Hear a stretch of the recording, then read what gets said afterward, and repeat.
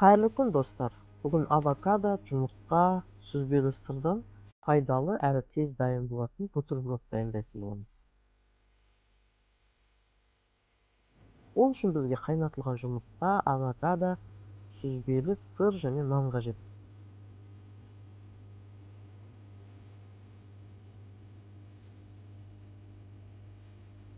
Әуелі кесілген авокадоны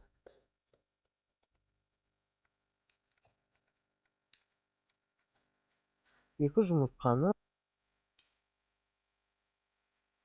одан кейін сүзбелі сырды блендерге салып ұнтақтаймыз.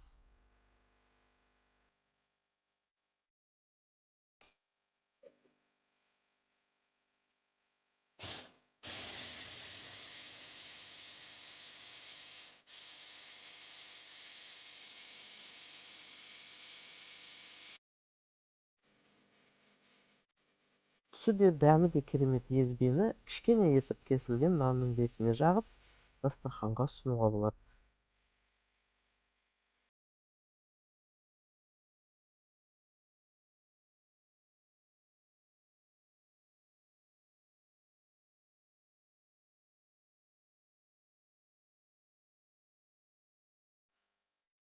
Міне достар, пайдалы бутерброд дайын болды. Міндетті түрде жасап көріңіздер.